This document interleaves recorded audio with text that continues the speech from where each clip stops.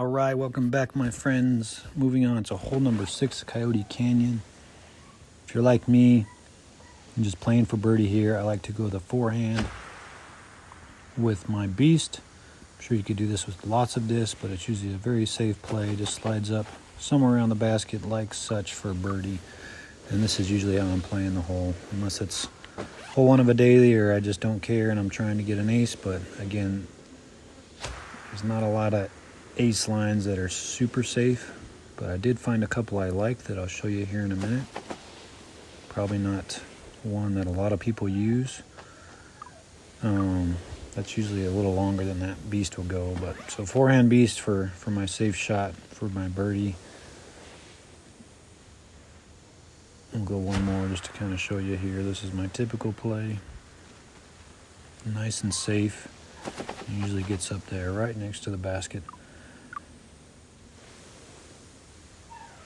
You can try the beast on a backhand just to let you kind of have to hit that gap in between that tree and the rock, and even then it's still not going to carry far enough to really give you much shot at an eagle. So I typically don't go this route. It goes too far and there's a lot more damage or a lot more risk kind of in the flight with that bush and the rock. So kind of hitting that gap perfectly here, and you'll see I'm still gonna be well short. Maybe with like a big tailwind I can get there, and I'm sure there's some other discs that can get there, but with my bag, once I disc up to the rive, so this is a forehand rive, you could probably get the ace with this line. You can see the potential there, and I probably should stick with that, but that's not one of the lines I'm going to try to get. I'm going to try to do a little bit more of a fun line when I try, but if you try going backhand with the rives, it's just going to, no matter how low you keep it, it's just going to go up and carry over the basket. You'd have to take quite a bit off, and I'm just not a fan of throwing off the tee if you're having to take some off of the disc. I like to pull all the way down and give it full power. So here's one of the lines. We're going to go with the glide skip. See that crest up there, just right there on the point with the middle chevron or the top chevron, depending on how much hyzer you want to put on it. But we'll give it a go a few times and see if we can't get close. It's somewhat of a safe bid because if you miss, it's usually just going to skip past into the wall back there. I think it's about 80 or 90 feet to the basket, so it's doable, but it kind of gives you a shot at skipping into the basket, or with a tailwind you have a chance at carrying the whole way like this here.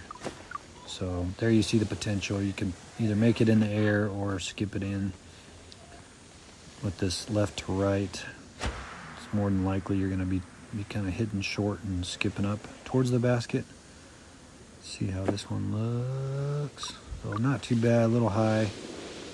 Again, this is one of the lines I found that I liked just for fun. We'll see if we can get it for you. This is looking like it might have enough to carry there. Oh, I was right on line, just hit the top. So I just needed to drop a foot and it would have been right in the basket. We're trying that top chevron down there now and put a little more hyzer on it so it comes in a little sharper. Takes the wind out of the picture just a little bit more. This is looking pretty good.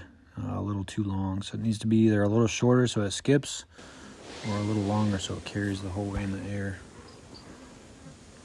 There's another one with the middle one. The middle chevron right on the corner there. This is a little too far left. It's going to skip off there. Hey, it might have helped us with that skip. Go in. Oh, well, that's not necessarily how I drew it up, but that's one way to do it. Skip it off the rock. So you can kind of see the potential with that line. We'll try it a few more times to see if we can get back to back, which I'd be willing to bet is not going to happen on this hole. Says might carry all the way though. Hit it. Oh, a little left, a little long. There you go. That's, I mean, the worst case scenario, you're going to have 100 feet. So it's not the best, but still doable if you really want a shot at making it. You can do that forehand rive approach as well, which will give you a look at it. Sure, there's lots of ways to go after this basket. This is just one that I found and kind of liked. Go in. Oh, that was right on line. Just need a little more carry.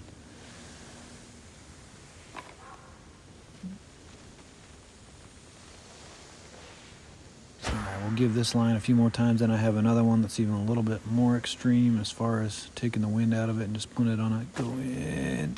Oh, come on. Just as far as putting it on like a big hyzer, kind of cut around everything. But I feel like I'm getting closer on this one. The more I'm throwing it, the more zoned in I'm getting.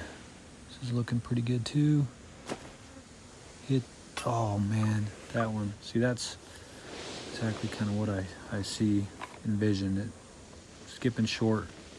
So this is the other line, so go way over here, somewhere in between there and the other tip of that, and just put it on a big hyzer, and it just kind of cuts the wind out of everything. This isn't going to be quite enough hyzer. But that's kind of the line I'm thinking. So way over here, slide to the right, and come all the way to the edge right there, put that middle chevron almost all the way over.